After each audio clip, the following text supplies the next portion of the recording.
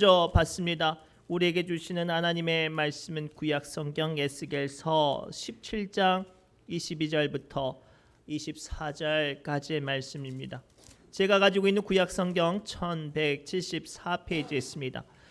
에스겔서 17장 22절부터 24절까지의 말씀을 우리 한 마음과 한 목소리로 천천히 합독하도록 하겠습니다. 에스겔서 17장 22절에서 24절까지의 말씀입니다. 제가 가지고 있는 구약 성경 1174페이지에 있습니다. 우리 다 찾으신 줄 알고 한 마음과 한 목소리로 천천히 합독합니다.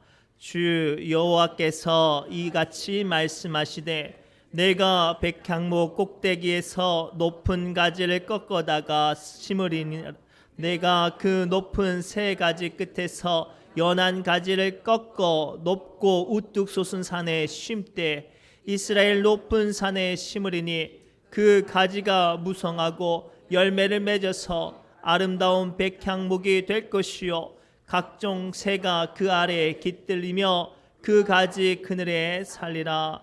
그들 모든 나무가 나 여호와는 높은 나무를 낮추고 낮은 나무를 높이며 푸른 나무를 말리고 마른 나무를 무성하게 하는 줄 알리라. 나 여호와는 말하고 이루니라 하라. 아멘. 이 시간 성간에 하나님께 영광의 찬양 올려드립니다.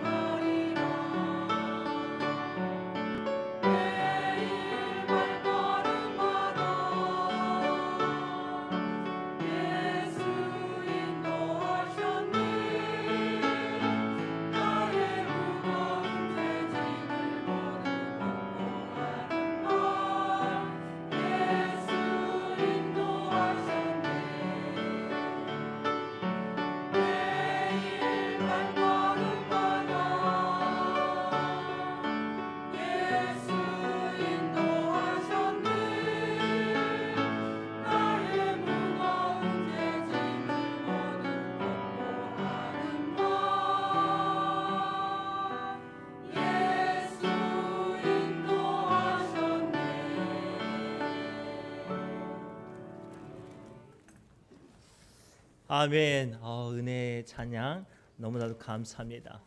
우리 옆사람이 이렇게 축복할까요? 하나님께서 능력 주십니다라고 축복합시다. 하나님께서 이 시간 함께 예배하는 모든 믿음의 권속들에게 능력 주실 줄 믿습니다. 은혜 주실 줄 믿습니다. 말씀하실 줄 믿습니다. 우리 하나님은 우리의 삶 가운데 한결같이 능력 주시고 은혜 주시고 말씀하시는 줄 믿습니다. 오늘 함께 나누실 말씀의 제목은 말씀하시고 이루시는 하나님이라는 제목으로 함께 은혜를 나누려고 합니다. 사실 오늘 에스겔서 17장의 말씀을 좀 이해하기 위해서는 말씀의 배경을 좀 먼저 알아야 해요. 때는 남유대가 바벨론 느부갓네살 왕에게 침공을 당해서 다 망했어요. 그래서 바벨론 왕 느부갓네살 왕은 이제 한번 침공하고 다 점령했으니까 이제 분봉왕처럼 자기가 임의대로 왕을 세우고 뒤로 물러납니다. 그때 세움을 받았던 왕이 시드기야 왕이었는데 분명히 이 느부갓네살 왕이 물러가면서 내 명령을 잘 따르면 내가 이 나라를 존속시켜 줄게라고 약속을 하고 왔어요. 사실 이 말씀 한참 전에 하나님께서 예레미야 선지자에게 이미 예언의 말씀을 주셨거든요. 항복해라. 항복하면 반드시 하나님이 이 나라와 이 백성들의 살 길을 열어주시겠다라고 말씀을 하셨죠. 그런데도 불구하고 시드기야 왕이 바벨론 느부갓네살 왕이 물러나자마자 무슨 짓을 하냐면 애굽에 편지를 보내서 군사 원조를 받아요. 뭐 하겠다는 거예요? 항복하지 않겠다는 거예요. 저항하겠다는 거죠. 그래서 다시 한번 느부갓네살 왕이 바벨론이 제2차 침공을 합니다. 그리고 정말로 돌 위에 돌 하나 남지 않도록 이 남유다라는 나라가 그때 완전히 사라져 버렸어요. 그때 이야기를 에스겔서 17장 15절 말씀을 통해 하나님께서 이 남유다를 다음과 같이 한탄하면서 그들의 어리석음을 책망하세요. 세 번역을 한번 읽어볼게요. 시작. 너는 저 반역하는 족속에게 이 비유가 무엇을 뜻하는지 알지 못하겠느냐고 물어보고 그들에게 일러주라. 바빌로니아 왕이 예루살렘으로 와서 왕과 지도자들을 붙잡아 바빌로니아로 끌고 갔고 이 나라의 왕족 가운데서 한 사람을 선택하여 그와 언약을 맺고 그에게 맹세를 시킨 다음에 이 나라의 유능한 사람들을 붙잡아 갔다.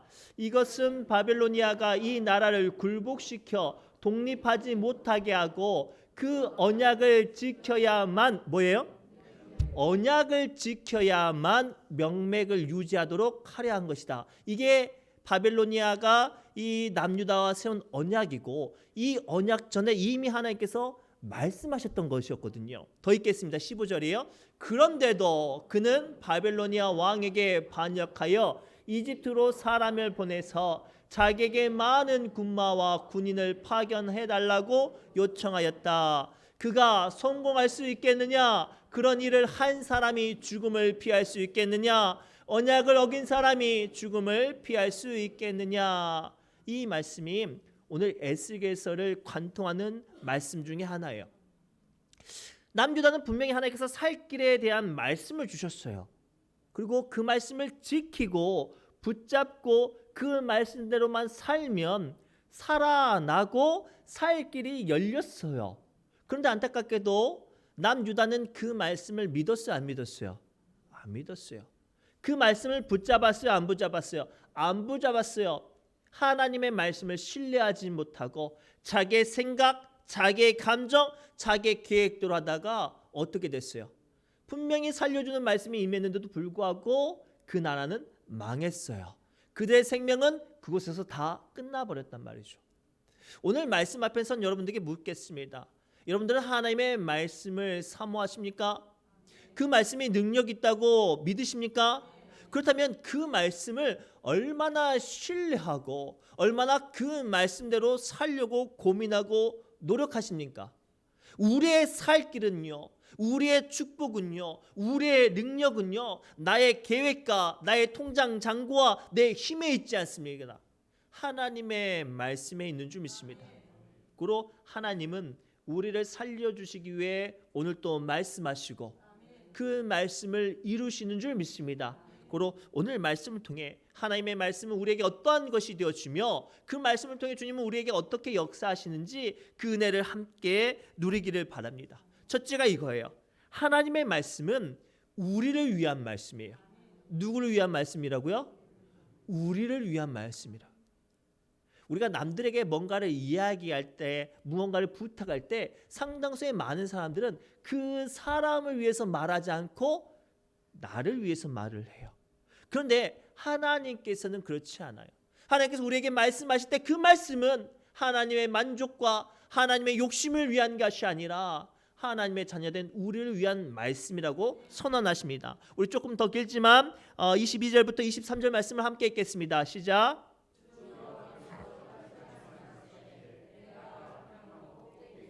높은 가지를 꺾어다가 심으리라. 내가 그 높은 새 가지 끝에서 연한 가지를 꺾어 높고 우뚝 높은 이스라엘 높은 산에 심으리니 그 가지가 무성하고 열매를 맺어서 아름다운 백향목이 될 것이요 각종 새가 그 아래에 깃들이며 그 가지 그늘에 살리라. 아멘. 에스겔서 7장 22절부터 23절의 말씀은 하나님께서 멸망당하고 있는 남유다에게 어떻게 하실지에 대한 말씀을 주셨어요. 근데 그 말씀이 어떤 말씀인가? 막 단번에 이기고 놀라운 역사로 임재하신다는 말씀이 아니라 뜬금없이 잘 자라고 있는 백향목 높은 가지를 뚝 꺾어다가 옮겨 심겠다는 거예요. 근데 어디에다 옮겨 심는가? 산 높은 꼭대기에 옮겨 심겠대요. 혹시 등산하신 분들은 알 거예요. 산 정상에 나무가 있어요, 없어요?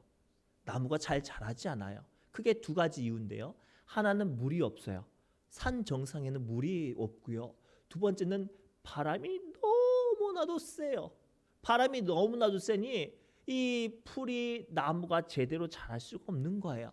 그런데 하나님께서 산 정상에 아주 여린 가지를 꺾어다가 그곳에 심겠대요. 나무 입장으로 얼마나 힘들어요. 외면하고 싶죠. 피하고 싶어요. 도리어 하나님께서 옮기셨다고 해도 그것은 자기가 망하고 죽는 자리라고 생각을 할 거예요.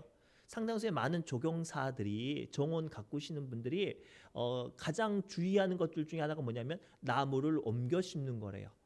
아무리 잘 조심스럽게 나무를 잘 가꿔서 옮겨 심어도 그 옮겨 심는 과정 가운데 뿌리도 다치고 나무의 줄기도 상하고 심지어는 옮겨 심어도 그 땅이 그 나무에 자라는 토질에 맞지 않으면 살 수가 없는 거예요.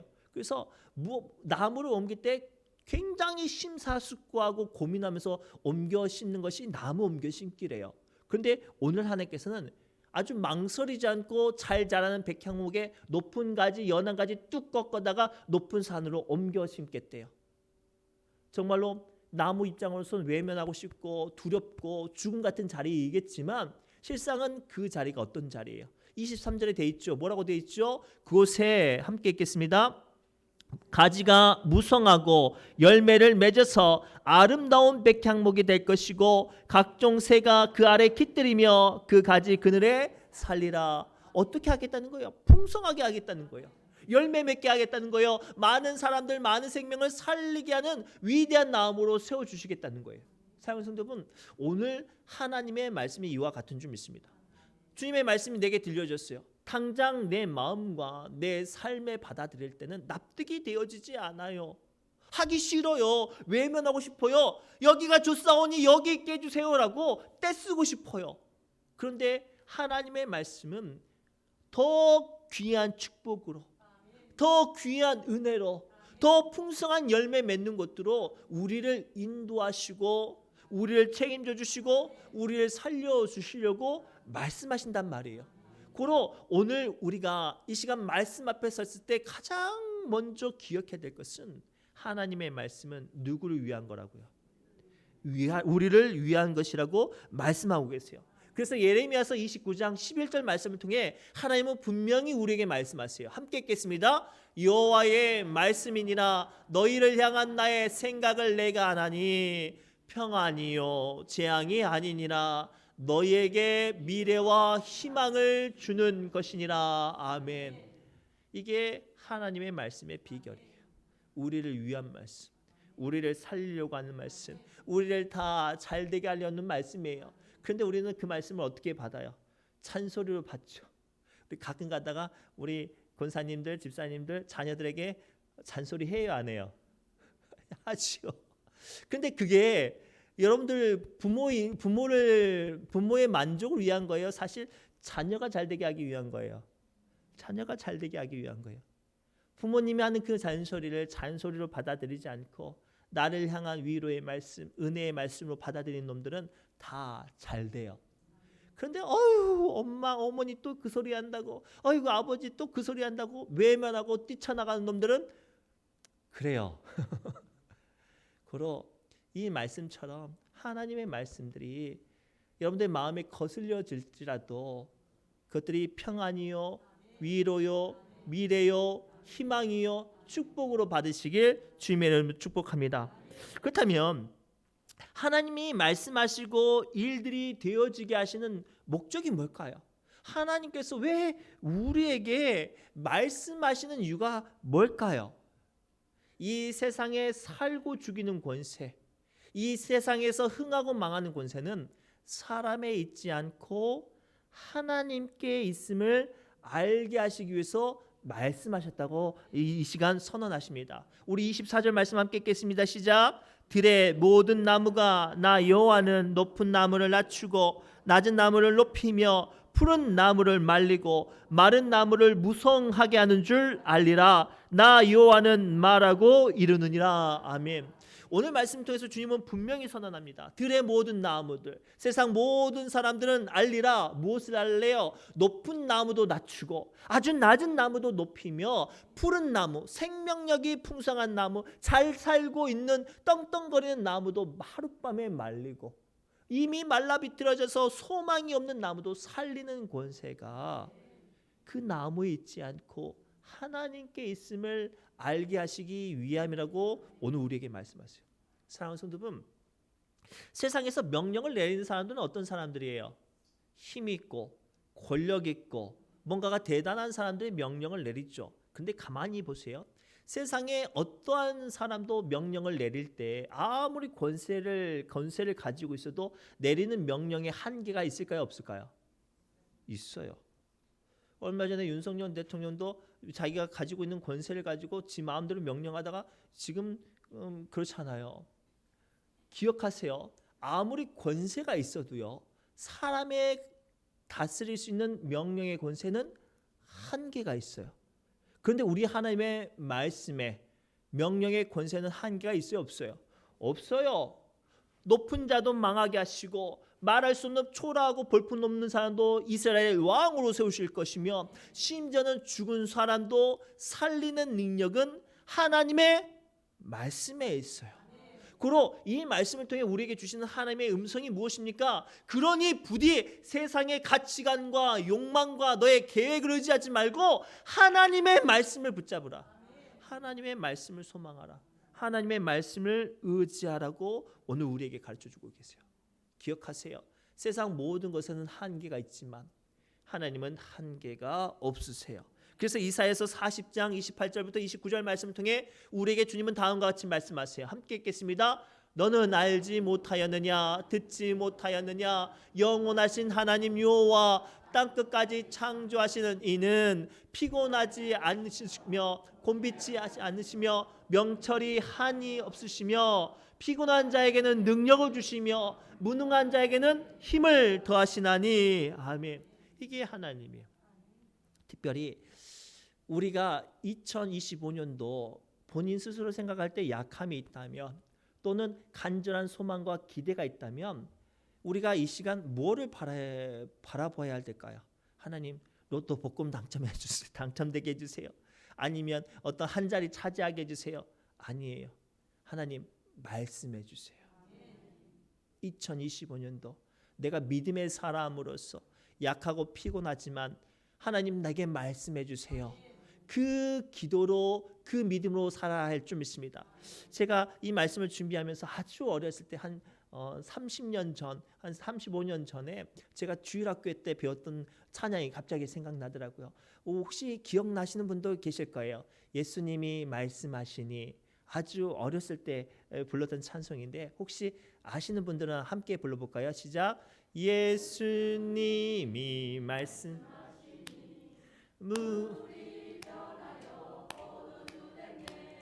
예수님이 말씀하시니 물이 변하여 포도주 예수님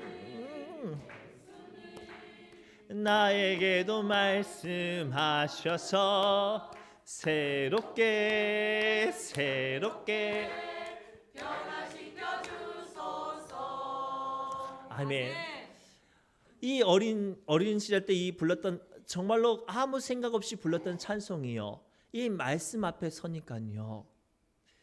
우리 안에 연약했던 것들, 부족했던 것들을 한순간에 감당해낼 수 있는 힘과 능력의 말씀이 되어지더라고요. 이 말씀을 가만히 보면요, 이 찬송을 가만히 보면요, 놀라운 예수님의 능력이 등장을 해요. 소경 바디메오도 예수님이 말씀하시니 눈을 떴고요. 죽은 나사라도 예수님이 말씀하시니 살아났어요. 예수님이 말씀하시니 거친 바다도 잔잔해졌다고 이 찬송은 고백하고 있어요. 그리고 이 찬송의 고백이 오늘 우리의 고백 되기를 주님께서 원하세요. 그리고 사랑하는 성도 여러분, 다시 한번 묻겠습니다. 2025년도 여러분들이 꿈꾸고 바라고 소망하고 붙잡아야 될 기도의 제목이 뭘까요? 물질이 아니죠.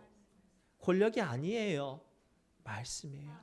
주님, 2025년도 제게 말씀해 주세요 라고 이 말씀 붙잡고 승리하시기를 바랍니다. 마지막으로 하나님의 말씀을 붙잡고 받는 것이 왜 중요할까요? 신실하신 하나님은요, 그 하신 말씀을 반드시 이루시는 분이기 때문에 이 말씀을 붙잡고 받는 것이 매우 중요해요. 24절 이렇게 말씀하십니다. 함께 읽겠습니다.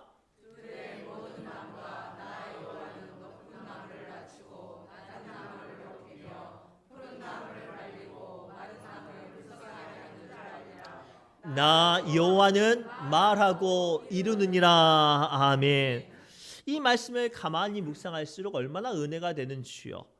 하나님께서는 백향목 가지를 꺾어다가 높은 나무 높은 산에 심으셨는데요, 그 살 수 없는 그 척박한 땅에서도 하나님은 그 여린 가지를 큰 나무로 살려내세요. 이게 어디에 있습니까? 말씀하신 하나님의 능력에 있어요. 이것을 신학적으로 다른 말로 하면 신실하신 하나님이라고 표현합니다. 여기서 말하는 신실한 단어를 번역하면요, 믿음성이 있고 진실하고 순순하다라는 뜻이에요. 다시 한번 어떤 뜻이냐면 반드시 그것들을 이루어내시는 하나님을 설명하는 단어예요. 사랑하는 성도 여러분, 오늘 우리가 2025년도 우리에게 주시는 이 메시지가 중요한 건 무엇인가 하냐면 그 말씀을 붙잡는 자마다 하나님은 그 사람에게 그 말씀대로 이루신다는 거예요. 그러 오늘 우리는 그 말씀을 붙잡고 그 말씀대로 살아가고 그 말씀을 이루실 하나님의 능력을 소망해야 돼요. 하나님은 사람이 아니래요. 고로 하나님 말씀은 거짓이 없다고 성경은 말하고 있어요. 민수기 23장 19절 말씀입니다. 함께 읽겠습니다. 시작. 하나님은 사람이 아니시니 거짓말하지도 않으시고 인생이 후회가 없으시도다. 어찌 그 말씀하신 바를 행하지 아니하시며 하신 말씀을 실행하지 않으시리랴. 아멘. 이게 하나님께서 주시는 말씀을 이루시는 비밀이에요. 사람들은요, 아무리 떵떵거리고 말했다가도 아침에 한 말이 저녁에 바뀌어질 수 있어요. 막 화장실 갈 때 마음하고 올 때 마음하고 다르잖아요. 아실 때는 막 속도 막 다 줄 것 같고, 야 이것만 해주면 내가 뭣도 해주고, 야 네가 해달라는 거 내가 다 해줄게. 근데 도와줬어요. 언제 그러냐는 듯이 내가 그랬어? 너 잘못 들었겠지. 이게 사람이에요. 그러나 하나님은 뭐라고 말씀하세요? 사람이 아니시니 거짓말하지 않고, 첫 번째예요. 두 번째, 인생이 아니니 후회함이 없으시대요. 그러니 하나님의 말씀은 반드시 이루어지는 거예요. 그리고 하나님을 믿는 사람들은 그 말씀을 붙잡기를 목숨 거는 거예요. 힘들고 어려운 순간마다 그 말씀 붙잡고 하나님 찾는 거예요.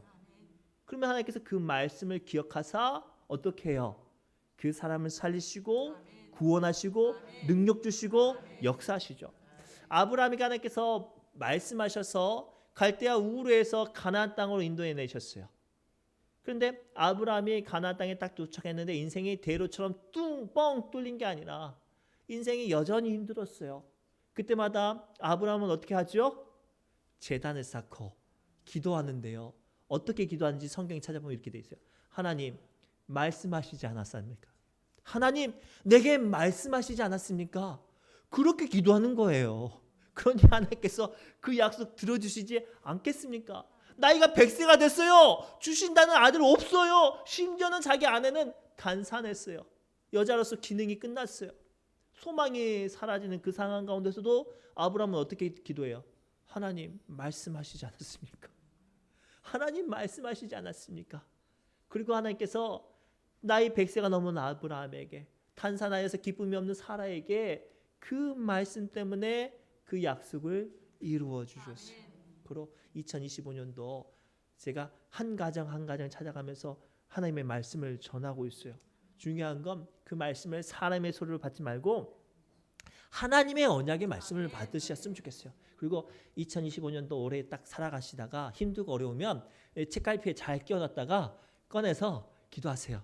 하나님 내가요 이거 말씀 이거 받았는데요 어쩌시렵니까?